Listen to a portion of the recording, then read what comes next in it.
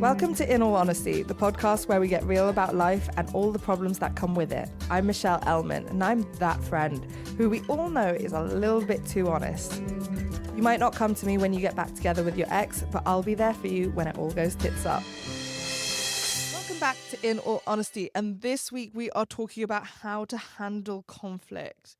Now, I have always been okay with confrontation in the sense that I've never been very good at holding it in.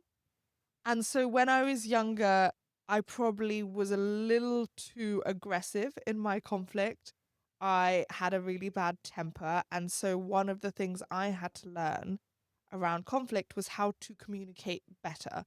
So whether you're the kind of person who avoids the conversation or someone who has a massive temper, both ways are unproductive. And so I think it's a really important skill that we don't get taught. And we actually get taught really wrong things around conflict. For example, that someone wins and someone loses an argument. That in itself will lead to unproductive conversations. Even conversations around apologies, because the way that we talk about how to apologize, how we teach kids how to apologize, is so dysfunctional that I'm not surprised that the majority of adults don't know how to apologize. So, starting off, people who are conflict avoidant are communication avoidant. They are so scared of getting into an argument that they will likely avoid even getting into a conversation about it, because every conversation is a threat for a fight. But it's only when someone can't communicate that they end up getting into arguments. Because actually, every conversation can be resolved at a calm pace, with calm tones, without hurt feelings or name calling or yelling or screaming. And that's where we start. So, first of all, ground rules: no yelling, no screaming, and no name calling. And when I say name calling, I'm not saying slut or bitch or words like that. Obviously, don't use those words either. But I'm also saying don't say, oh, you're so jealous. Oh, you're being so gullible. Those are actually words that are name calling. It's making it personal. You're talking about the person's character. You're not talking about their behavior. So anything that isn't about the behavior is, in my mind, name calling. And even if you don't view it as name calling, stick to what they have done, their actions, rather than who they are. We don't need character assassinations, and it's not going to help the conversation be productive. Going into any conflict with knowing what you want to get out of it is also a really helpful way to phrase it. And oftentimes, especially in personal relationships, when I go into a conflict, my goal is just for me to be understood more. And this is where I really want to unpick this mentality around apologies. Because when we force kids to apologize, like if, let's say, your brothers hit you and they go apologize to your sister that you shouldn't have hit her, blah, blah, blah, the child doesn't understand what they've done, maybe doesn't feel sorry. Then the sister on the other side might be like, he's not sorry. I remember that being a thing I said a lot when I was younger. I was like being forced to apologize, but knowing the other person wasn't sorry felt really wrong to me, and also really irritated me, because in my mind they got off scot-free by saying the word sorry even if they didn't mean it. And the reason why it got under my skin is because one of my top values is being understood.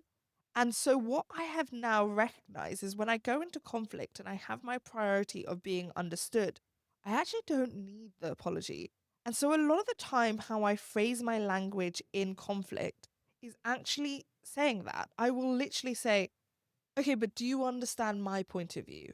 Should I explain my point of view better? And even if they're talking about their point of view, I'll be like, yes, I accept your point of view. And also, do you understand where I'm coming from? Can you understand why I got upset? Can you understand why this is bothering me? These are ways where you frame your language around the goal of the conflict. But ultimately, we have to be willing to engage in the conversation, because when we avoid conflict, it actually escalates the situation. This illusion that we are protecting the peace by not engaging is an illusion, because what happens is when you don't have the conversation with the person, you tend to have the conversation with other people who add fuel to the fire, And you also have the conversation with yourself at 2 o'clock in the morning when you can't sleep. And you're putting in all of these meanings and all of their intentions that you don't actually know. You start telling yourself stories around, they hate me and they said this because they think that. You don't know that. If you are actually having the conversation with the person, they could provide you that information, but because you don't have that information, you fill in the gaps. And if you're in a negative headspace, which at 2 o'clock in the morning, you almost guaranteed will be, especially if you can't sleep, you will fill in the gaps with information that is going to hurt yourself more. And so that's why we have to be okay with having the conversation, even if it's messy, because I didn't go from someone who had a massive temper to who I am today, being able to communicate in the way I do today on a straight line. Like it took many mistakes, it took a lot of messing up, a lot of getting it wrong, a lot of learning the hard way. And we have to accept when you're learning something new, it's going to be clumsy. And this is why I don't demonize conversations over text, because one of my greatest learning tools around communicating better was actually using written communication. And so a lot of the times, even if I don't have the whole conversation over text, I will initiate the conversation over text. And in my mind, the reason why I still use it now to this day is because I actually think it's for the other person. So it is something I will use if I know the other person is not great around conflict, so that they have time to prepare. And if you are the person with the issue, you've had warning in your head that you have an issue. Whereas if you spring it on the other person in a conversation, they have no warning. They can't find their feet. And then as a result, they are likely to be more defensive because they have not prepared for it in the same way you would have prepared for it at 2 o'clock in the morning when you couldn't sleep and you've had the whole conversation and you have all the comebacks and responses that you would say if they said this and they said that. And what if they come back saying that? Then I would say this. And you've done all of that in your head. Whereas they're being bombarded with it. And when you are bombarded with something, it is much more likely to feel attacked. Practically, how you go into a conversation then in person is, if it's over text, it could be saying something like, hey, so this thing that you said on Wednesday, like it really bothered me. I would love to talk about it. Let me know when you have some time so you can move it off text. You can communicate the issue over text and then say, if you'd love to have this conversation in person or over the phone, let me know. That could be another way you move it off. And then when it comes to in person, breathe. That is the key to so much of your emotional regulation. When you feel like you are being attacked, what will happen is your heart rate will rise, you will start speaking faster, you will stop breathing, not literally, but your breath will become shorter, shallower, faster, and all of that is sending your body the signal of you are being attacked. Now we have a very rudimentary system in our body of fight, flight, freeze response, and we unfortunately do not have much of a differentiator between a lion attacking us and a human attacking us. And they respond the very same way, and you freeze in both situations, even though one is a life and death situation and one is not. And that is why people find conflict so hard. So, when you breathe and you just take a breath, you are allowed your time to respond. It is not an awkward silence. You are allowed to have a silence. You are allowed to pause. You are allowed to breathe in through your nose, breathe out through your mouth, and just take a second. And even if you just have to say, I'm just thinking about what you've just said, and just let it sit. Or even saying, I'm not in the right headspace right now. Can we talk about this later? Choosing the right time and entering the conversation with the right state. That is the word we use in life coaching: the right state, the right emotional state, the right headspace, whatever word you want to use. That will be a really key difference in having different conversations. And ultimately, when you find every conversation an attack, it's usually because in childhood, every conversation was an attack. Every conversation escalated into an argument because you were likely raised with people who didn't have very effective communication styles. And therefore, you pass that on, but it's your responsibility to unlearn it, which is the journey I've had to go on. So I really, truly get it. But whether you are inheriting a family pattern of yelling and screaming, or you're inheriting a family pattern of avoiding it, burying it under the carpet, people pleasing, protecting the peace, for lack of a better word, we have to remember that that uncertainty and nervousness when you walk into a room where you know something's off and you know that there is something that is bothering you, but you're not communicating it, that is not peaceful for anyone involved. And so we need to address it, because if you are thinking about it, then you are not letting it go. So that's one of the rules in my life. If you are unable to let it go, you need to have a conversation about it. And if you have decided to let it go, then actually let it go. But sometimes we think we can let something go, and then a month later it's still bothering us. And in those moments, you are allowed to bring up a moment of conflict that happened a month ago and say, hey, look, that thing we spoke about a month ago, it's still really bothering me. I tried to let it go, it didn't work, and I really need to have a conversation about it. There are so many language things I now know because of doing this personal development work in the last 10 years. But all of it started with my life coach writing texts for me, writing emails for me. And it's why all of my books are filled with text messages, are filled with written communication of how to put words in a sentence, because that was always the part I struggled with. So I'm going to go more into that after the break. But first, we are going to have our listener of the week. Hi, Michelle. My name's Mia from Aberdeen. I have a voice note question for you about conflict. I struggle with conflict a lot. Whenever I'm in conflict, I struggle to come out of it. I can't seem to be able to find a way to stop it nicely. I really struggle with saying sorry. I think I never once saw my mum and dad say sorry to one another growing up after a fight, and I don't know if that's the reason, but I definitely struggle with saying sorry and also de-escalating or coming out of a conflict, which I hate being in. Thank you, and I love the podcast, and I have been cheering you on from the sides for ages. I think you're great. Oh my God, thank you so much. That's so kind. I hear you. I was really bad at apologies too. And the reason why I was because of what I was telling myself around apologies. So part of it could be your ego and wanting to admit that you're wrong around anything. But the main key thing that I think that is taught badly around apologies is that you can apologize for your part of it without saying that everything you were thinking was wrong. Like, you aren't automatically in the wrong by apologizing. You can apologize for your part of it. And also, you are allowed to be angry or sad or have feelings around the things that they did as well.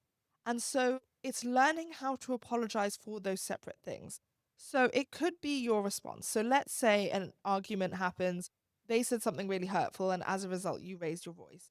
You can say, I'm really sorry I raised my voice. That wasn't an appropriate way to respond. And I was also really hurt by what you said. And I don't think that was okay either. And having that part of the language and being able to separate that was really important. But also that when someone apologizes, acknowledging it. So you don't have to accept an apology in that instance. You don't have to say, I forgive you in that instance. You don't have to forgive someone instantly. For me, instant forgiveness is next to impossible.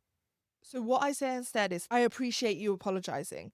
And that way I have my own time to accept it at my own pace. And also I'm taking the time to acknowledge what they have said. One of the best ways to de escalate it is controlling the pace of conversations. So, when something's escalating, everyone's talking faster, which is why I said take a breath, slow the conversation down, and then also start using clarifying language. So, it could be something as simple as saying, when you said that, did you mean that to come across as offensive? Can you just repeat that for me? All of these sentences are ways to slow the conversation down. Even just saying something like, I don't think I'm understanding what you're saying. Or I want to be really clear. So, what you're saying is, and then repeating it back to them. Ultimately, the greatest tool for de escalating is time And if you need to pause a conversation because it has become unproductive, I want you to start seeing it like a sporting match. And in the middle of the match, if someone breaks a rule, I don't know much about football, but like they raise a yellow card, right? So that's all you're doing. When you're having a conversation and someone raises their voice, or someone starts yelling, or someone said something hurtful or personal, you raise the yellow card and you go, hey, this isn't helpful to the conversation. I think we should pause for 5 minutes and come back to it when we can both be respectful. And that way, you're not accusatory. You're not saying to them like you're being disrespectful. You are just pointing out that it's got to a point where the conversation is disrespectful and we need to pause. And we both have responsibility for that. Another way to de escalate it is also to point out things that the other person hasn't noticed. So you could say, have you noticed how loudly you're speaking right now? Or another thing that I use a lot is if someone says something hurtful, the word ouch is one of my favorites. It sounds quite childish to be like, someone says, oh, you're so gullible, and you just go, ouch, because it's a very childlike word, but it's a non reactive word. You are just spotlighting that they have said something painful, hurtful, and let the silence exist. I think we're so scared of silence because we often hear the word silence in the term awkward silence, when actually the only person who becomes awkward after someone says something hurtful and you pause is the person who said the hurtful thing. And they should feel awkward because they shouldn't have said it. And so, a lot of the times, when you are able to sit in the silence and pause and think about the words that come out of your mouth, it's that whole saying, right, about choosing your response rather than reacting. And that's how I learned how to de escalate. So, again, it could be the fact that you use written communication like I did for a very long time before I was able to have in person conversations. And also, I think when you get better at the apology part, I often enter the conversation more softly because I start with that. So let's say you've had a fallout with a friend, it's a week later, you're having the conversation, you're trying to heal. I will enter the conversation of, look, I just want to start off setting the intention of this conversation of I love you, I really care about you, and I want to resolve this. And what you said last week was really hurtful, and I also know I said some hurtful things. I really regret saying this, and I apologize for doing this. And I would love it if you could understand from my point of view this. And therefore, you've set the framework. You've come in open hearted, open handed, not like a closed fist. You've opened your hand to be like, look, I'm reaching out. I am trying to talk around the things. And I also misstepped. And it gives them permission to admit their wrongdoing too. All of this is baby steps. It has genuinely taken me 10 years to get to the point I am, and I'm still not perfect in conflict. I am sure any of my ex friends will tell you that I have the ability to say, I don't really say hurtful things anymore. I say things that I mean, and I'm quite direct. And that can be hurtful. And I will apologize for that if that is the way that it comes across to the person because I never have the intention to hurt someone. And so that's where it is a learning curve, and I think expecting perfection is a way that we don't even try. And so the fact that you are aware of your inability to apologize and your desire to want to de-escalate shows growth. And it is really hard when you got brought up in a house that like did not give you perfect examples. And I think pat yourself on the back for that and use the tools I've mentioned so far to get you to a place where you feel more in control in the situation. And just be conscious of when you're feeling attacked because that is likely what is escalating the situation. Thank you so much for the question, and thank you so much for the love and the support over the years. So, another really practical thing that helps within a conversation is if it's escalating, you tend to get closer and closer to the person. This is something that people don't really notice body language wise.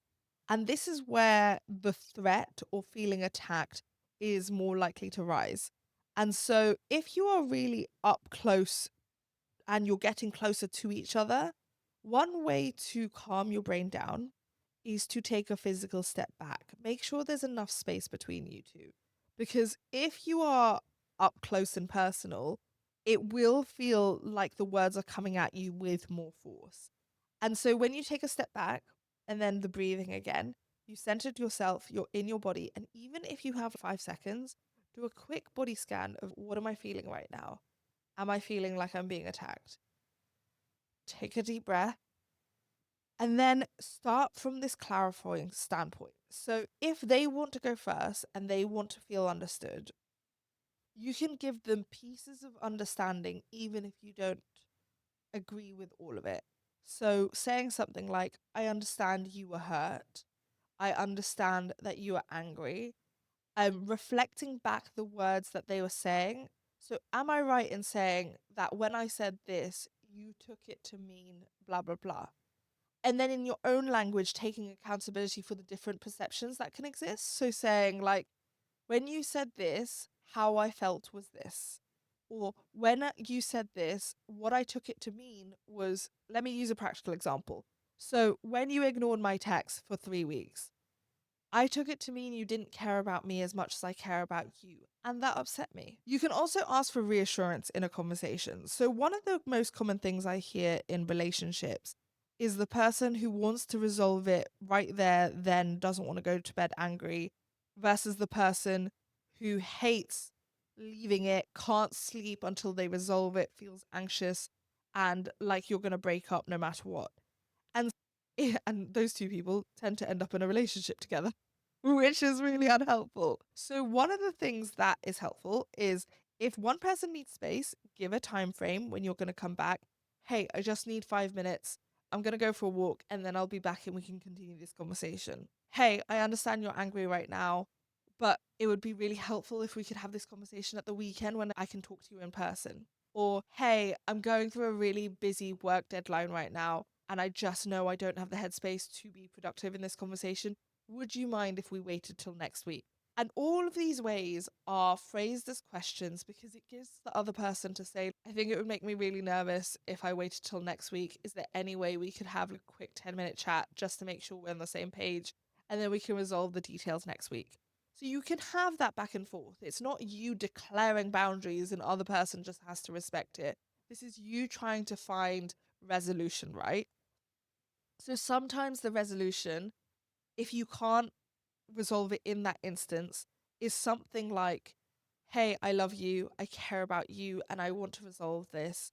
I just think we're not going to see eye to eye on this. And I think the part that would really help for us to move this conversation forward is I need you to understand where I'm coming from when it comes to and being as specific as possible. I think when you give someone such a broad objective of you need to be more understanding, understanding around what? Like you need to make it very specific. So if I think of an example argument that I had recently, I had this conversation where someone threw in my trauma without actually meaning to. And I got really taken aback in the moment. And she didn't mean it. She didn't know what she was saying. And also, I don't think she realized how aggressively she said it. And so I took myself out of the situation because, unfortunately, when it comes to PTSD and when you are triggered, my brain just shuts down and I noticed myself doing it. So when we talk about fight, flight, freeze, I went into freeze and I couldn't communicate and I also didn't want to communicate because when you have a history of having a temper, I sometimes get scared of communicating and saying I never want to be a person who raises my voice because then I regret it. So I took myself out of the situation. I went to my bedroom and ended up just breathing and I was like, you're safe. She wasn't trying to hurt you. You're okay. And then she knocked on my door, came in, and wanted to talk to me about this conversation. And I was like, I know you didn't mean it.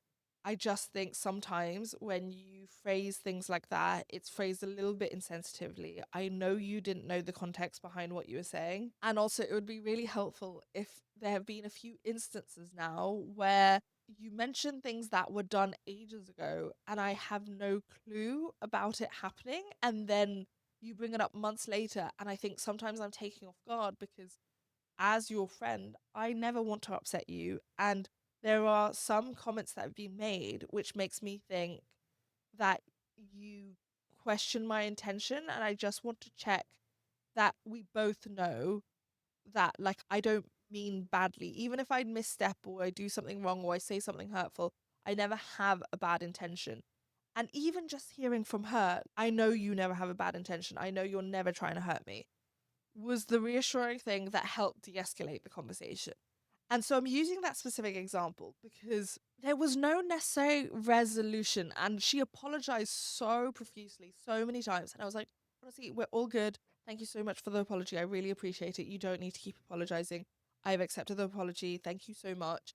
And also, I just need you to understand from my point of view, where like, I don't want us to keep getting into these things. And so, for us to not get into these things, and this is another communication tactic, next time it would be helpful if. So it gives people framework around what they can do next time. And again, it's this checking you on the same page of just like, it's taken 10 years for me to be able to understand that if I feel someone is questioning my intentions or assuming I have bad intentions, I will attack. And so instead of doing that, I will just ask them. I will say, you do know I don't have bad intentions, right? That I didn't mean to be hurtful. And it's almost this thing of like, if you're talking to someone you love, especially in personal relationships, you would hope that there's an element of benefit of the doubt and grace. And I think this is why it's important to have these parts of the conversations where you reassure each other and also say things like, I love you, I care about you, and I want to resolve this. Because it almost realigns both of you as the goal of like, we are both focused on the resolution. It's me and you against the problem, it's not me versus you. And this is where it comes back to the very beginning of the episode, where I said it all comes down to the point where there is a winner and a loser of an argument, and we get taught that very early on in childhood. But that's why a lot of people come into conversations combative, because they see one person as right and one person as wrong, one person is the winner, one person is the loser. And actually, you're both the loser if one person comes out hard done by, and neither of you are the winner if one person is still upset, or you've fractured the trust and love within the relationship because so much hurt and damaging words were said. And so that's where I think, if you have in your mindset that you want to work on it together, it has been such a revolution to me realizing how conflict can make you stronger. And in my last relationship, it really was the first time where I recognized, and I remember saying it multiple times, of you're the first person I've had conflict with, and I actually feel stronger after we talk. And it's recognizing that those moments of conflicts do weed out bad communication and weed out the people who are fair weather people and can't face those hard moments. But ultimately, if you are going to have a long term friendship, relationship, working relationship with someone, there will be moments of conflicts, because every time you interact with a human, there is potential for hurt, there is potential for miscommunication, and you just want someone who's going to weather the storm with you and stick it out together. And in Bad Friend, I talk about it as turbulence. Just because you are in a turbulent moment doesn't mean the plane's going to crash. And so you have to be able to hold each other's hands. And you know what? Sometimes in conflict, that can actually be really helpful. If I am chatting to a friend, I will reach my hand across the table, or like I will start the conversation with a hug. And while I'm saying like, I love you, I care about you, and I want to resolve this, like I will just hug them and just be like, can we just remember that we're both friends? And like sometimes it is saying it as casually as that. Like I think when you get better at conflict, you realize it doesn't have to be a big thing. That conversation I had with a friend when I got triggered with my PTSD was honestly less than 5 minutes, and it was such a non-issue, and it had happened 2 or 3 times, but I was just like, I had brought up those 3 instances and was like, hey, it's happened a few times now. I really just, I value this friendship, I love you so much, I'm so glad you're in my life, and this is something that has come up a few times and I really need it to be addressed. Like when you're coming from that standpoint, it's just, it leads to so much better conversations. And I think it starts with being brave enough to get in the mess. And I think if you are trying to sterilize the human experience of only having good conversations with people and never having those tough moments, what ends up happening is the more you bury under the carpet, when it comes out, it is going to explode. And it will come out with more intensity because it's been sitting there and lying there. And it's almost that metaphor of pushing a balloon underwater. And the further you push the balloon underwater, the faster it will pop up. So do the brave thing, have the conversation now. There are actually a lot of communication tools, both within The Joy of Being Selfish, The Selfish Romantic, and Bad Friend. All of those books have conversations about how to fight better.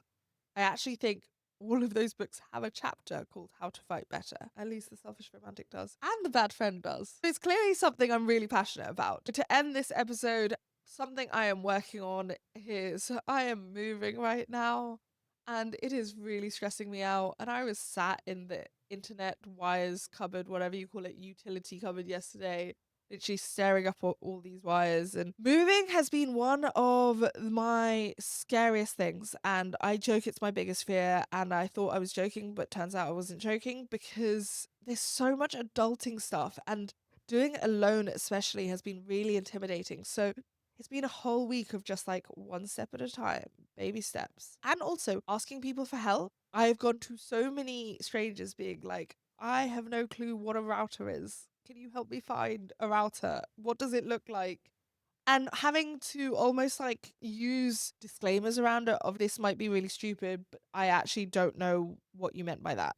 And asking for clarity around things. So it's been a lot of communication stuff this week as well. And ultimately, the only reason you will think I'm smart is because I only talk about a very niche area of the world. I talk about psychology, humans, emotional intelligence, personal development. But I am really stupid when it comes to practical stuff in terms of sorting the internet or sorting TVs, which was my yesterday. All of that is so intimidating. And so it's been a week of trying to like reassure myself and not get overwhelmed and not shut down. Actually, being very honest and open about it with the guy who fixed my TV yesterday. I was like, oh, I made a joke about like how I'm 31 years old and I don't know how to do these things. And he was like, and he was so kind and compassionate because I was just like, oh, I feel so stupid sometimes. And he was like, no one knows how to do this stuff until we do it. And it's true. Like, you can't know what you don't know. And everyone has moved for the first time. And I just happen to be doing it at 31. And realistically, most people do it with a lot more help than I do. Being kind to yourself is another thing I'm learning right now. Anyway, today is my escape from moving because I'm back to moving tomorrow. So today's been a lovely podcast day. Thank you so much for listening to this episode. It always means the world. And if you enjoyed it, leave us a review, share it on social media, put it up in your stories. If you enjoy, in all honesty, in any way, tell a friend about it. And I will speak to you next Tuesday.